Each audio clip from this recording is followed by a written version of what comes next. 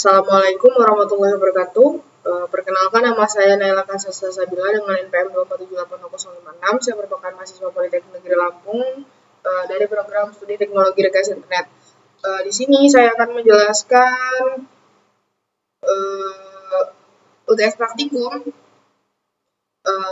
video hands-on mengenai yang pertama ada struktur program, yang kedua ada implementasi OOP dan inheritance, yang ketiga ada implementasi exception handling, yang keempat ada implementasi generator, iterator, dan closure, yang kelima ada demo program, dan yang terakhir ada refleksi singkat tentang mini project. Langsung saja kita ke Sublime dan kita ke CMD.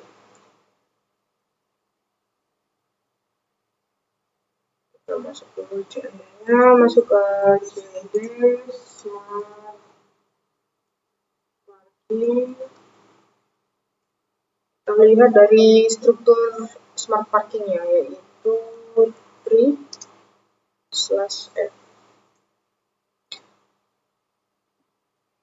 Kita taruh dulu sini. Nah, baik, program ini dibagi menjadi beberapa modul dan package. Nah, terdapat dua modul yang ada di smart parking. Yang pertama ada monitoring, yang kedua ada simulator package. Nah, di dalam smart parking terdapat dua package, yaitu main dan parking simulator. Nah, kalau monitoring itu fungsinya untuk menggerakkan perintah dari si simulator ini. Nah, simulator ini berisi perintah-perintah apa saja yang bakal terdapat di output seperti itu. Selanjutnya kita ke implementasi OOP dan inheritance. Baik, selanjutnya ada OOP dan inheritance. Nah, jadi OOP di sini digunakan untuk memodelkan kendaraan dan slot parkir sebagai objek dengan atribut dan perilaku metode. Nah, terdapat dua pembahasan kelas. Yang pertama, kelas vehicle atau kelas kendaraan. Nah, kelas vehicle ini sebagai kelas induk atau superkelas yang memiliki turunan atau inheritance, yaitu kelas two-wheel, yang dimana kelas two-wheel ini merepresentasikan kendaraan roda 2 atau motor, dan selanjutnya ada kelas four-wheel yang merepresentasikan kendaraan roda 4 atau mobil. Nah, di kelas kendaraan memiliki fungsi, yaitu untuk merepresentasikan kendaraan umum. Nah, di dalam kelas kendaraan ini memiliki atribut sebagai berikut, yaitu ada license plate atau plat kendaraan, lalu ada waktu masuk kendaraan dan waktu keluar kendaraan. Nah, metodenya yaitu waktu keluar kendaraan. Jadi dia tuh mencatat waktu jika kendaraan itu keluar. Nah, selanjutnya ada kelas two wheel dan kelas four wheel nih. Nah, jadi di kelas two wheel dan four wheel ini dia tuh menemukan jenis kendaraan secara spesifik. Dia tuh memilih nih jenis kendaraan yang diinginkan user itu motor atau mobil, roda 2 atau roda 4 seperti itu. Nah, di atribut kelas two wheel dan four wheel ini dia itu otomatis diisi mobil atau motor. Nah, dia kalau metodenya dia mewarisi semua metode dari kendaraan atau dari kelas induknya ini, kelas vehicle. Nah, selanjutnya ada kelas parking lot nih. Kelas parking lot ini dia digunakan untuk merepresentasikan area parkir dengan slot parkir. Jadi dia mengisi satu slot parkir. Nah, di atributnya di dalamnya terdapat nomor, yaitu nomor slotnya. Selanjutnya ada jenis, dia hanya meminta di dalam slot itu dia hanya meminta mobil atau motor seperti itu. Selanjutnya ada kendaraan, dan kendaraan itu di dalamnya kendaraan yang sedang parkir di slot ini. Nah, selanjutnya ada metode, yang pertama isi slot atau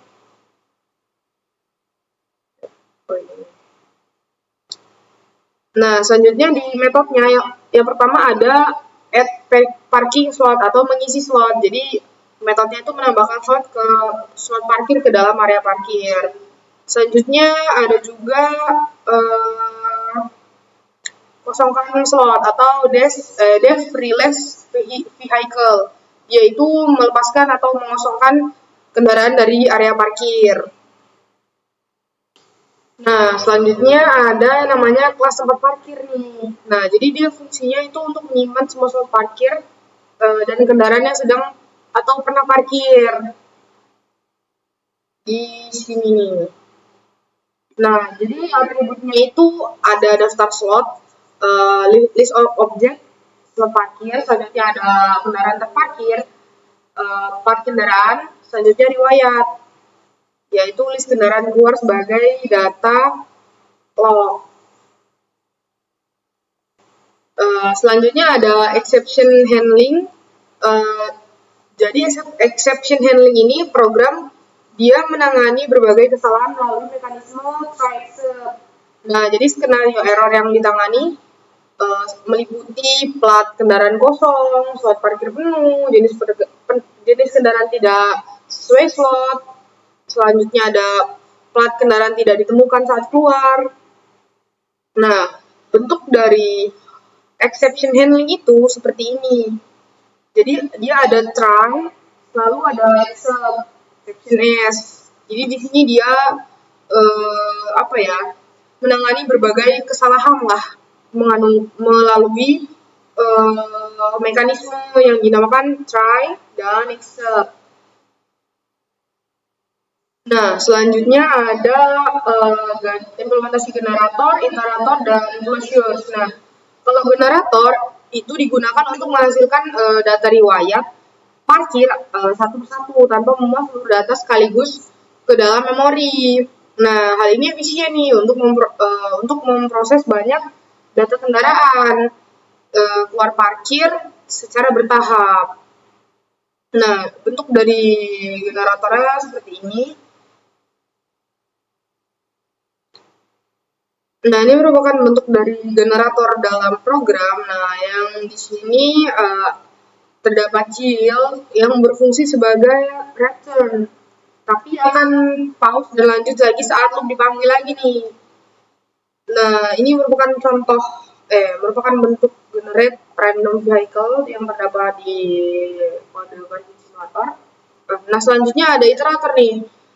Iterator digunakan agar objek tempat parkir bisa langsung di looping nih untuk menampilkan kendaraan yang sedang parkir. Nah, jadi metode iter ini digunakan untuk menjadikan objek bisa diiterasi dengan for.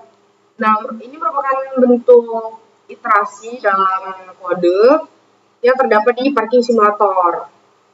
Nah, selanjutnya ada closures nih. Jadi closures itu merupakan fungsi dalam fungsi yang mengakses variabel dari fungsi luar atau enclosing function. Nah, dalam program ini, closures digunakan untuk membuat fungsi pencarian kendaraan berdasarkan plat dengan fungsi pencari yang dibuat dinamis. Ini merupakan kode closures yang terdapat dalam parking simulator.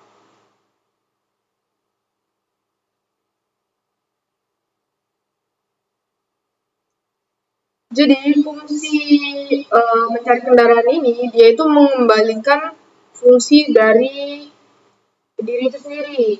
Nah, kalau fungsi cari ini masih bisa mengakses kendaraan terparkir meski sudah keluar dari uh, mencari kendaraan seperti itu. Baik, selanjutnya kita ke demo program. Kita masuk ke CMD-nya terlebih dahulu. Lalu kita masuk lagi ke monitoring. Nah, ini kita masuk ke monitoring, terus ke Python, win, 2478.2026.py. Enter. Nah, di sini saya akan menjelaskan beberapa menu yang terdapat pada smart parking yang telah saya buat. Jadi, yang pertama ada menu tambah slot nih, kita pilih menu 1. Nah, jadi menu tambah slot ini, dia itu menambah slot parkir berdasarkan jenis kendaraan yang kita pilih nih. Jadi ada dua jenis kendaraan yang tertera di sini. Yang pertama ada motor dan mobil. Kita pilih nomor 1. Nah, di sini kita diminta untuk memasukkan jumlah slotnya nih. Berapa nih kita inginkan? Misalkan saya mau masukkan 2. Nah, selanjutnya kita menu kedua, yaitu masuk parkir. Masuk aja. Nah, kalau di menu parkir ini, dia itu kendaraan masuk dan mendapatkan slot acak seperti itu. Kita masuk aja, pilih tadi karena kita memilihnya motor, jadi kita di sini memilih motor. Nah, di sini user diminta untuk memasukkan nomor kendaraan. Kita masukkan kendaraan dengan plat nomor BG 1234 KJ. Nah, berhasil kan? Nah, jika user memasukkan plat kendaraannya tidak sesuai, maka dia akan menampilkan pesan error seperti ini contohnya. 1, 2, 3, gini. Nah, dia menampilkan pesan error, nomor kendaraan tidak valid. Lanjut aja kita ke menu ketiga. Jadi di sini menu keluar parkir, yang dimana dia menghapus kendaraan dari slot dan mencatat waktunya nih. Kita masukkan aja nomor yang telah kita masukkan tadi, yaitu BG 1234 1234 KJ. Nah, jadi di menu 3 itu selain dia mengeluarkan kendaraan dari slot parkir, dia juga mencatat waktu keluar dan durasi parkirnya ini berapa lama, seperti itu. Nah, ini kita masuk lagi ke menu parkirnya. Masukkan kendaraan dulu.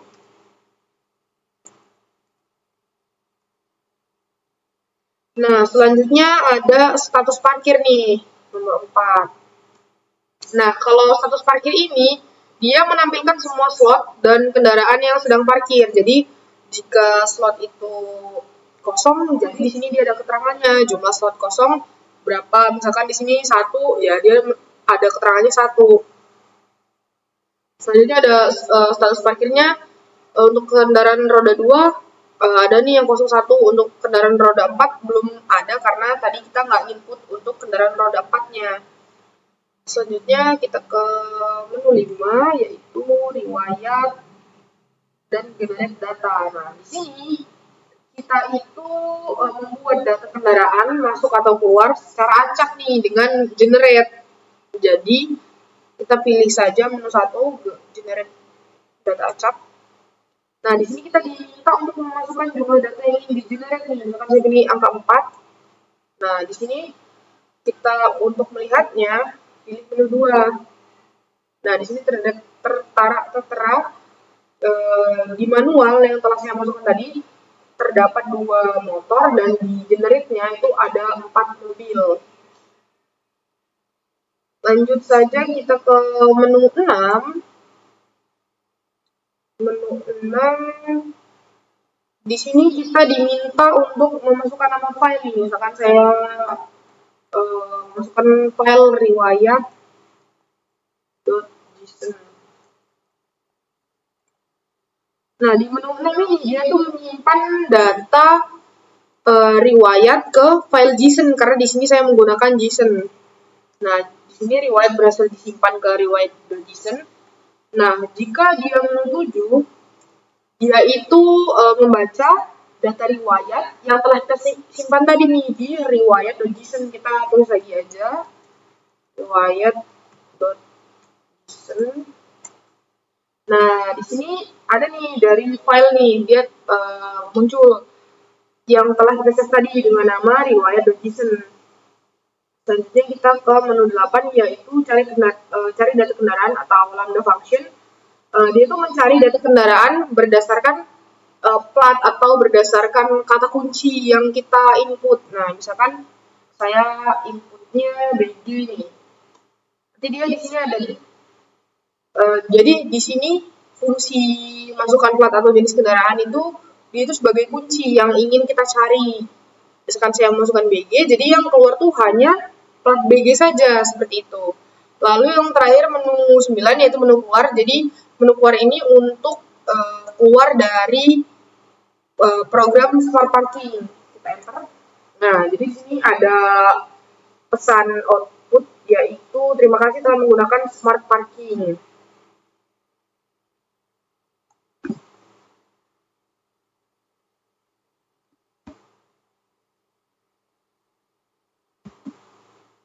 Baik, mungkin penjelasan dari programnya itu saja. Selanjutnya kita ke perintah kembali. Nah, di sini ada refleksi singkat hal yang paling menantang dan pelajaran yang didapat selama mengerjakan mini project ya. Nah, jadi selama menurut saya ini yang saya rasakan, jadi selama mengerjakan project simulator parking simulator ini, tantangan terbesar saya itu bagaimana sih saya bisa memahami konsep-konsep yang telah diberikan oleh dosen selama ini gitu ya. Terus bagaimana saya bisa meyakinkan diri saya nih untuk mengerjakan mini project ini dengan benar, dengan sesuai perintah seperti itu. Lalu di dalam mini project ini juga saya harus bisa nih menyatukan berbagai konsep Python yang telah yang sebelumnya diajarkan oleh dosen secara terpisah-pisah. Misalkan minggu sebelumnya belajar tentang OOP, minggu berikutnya belajar tentang generator, dan mini project ini digabungkan menjadi satu. Nah, di situ tantangan saya bagaimana nih saya bisa mengolah, terus saya bisa merepresentasikannya dengan baik, saya bisa mengerjakan mini project dengan baik, dengan sesuai dengan perintah seperti itu. Awalnya saya cukup kesulitan untuk mencoba menerapkan berbagai konsep, ya mulai dari OOP, karena saya juga harus benar-benar nih memahami bagaimana kelas, atribut, metode itu tuh dia saling berinteraksi, saling berkaitan gitu. Begitu pula dengan exception handling dan yang lain. Jadi saya harus memastikan nih bahwa program tetap bisa berjalan meskipun terjadi kesalahan input nih.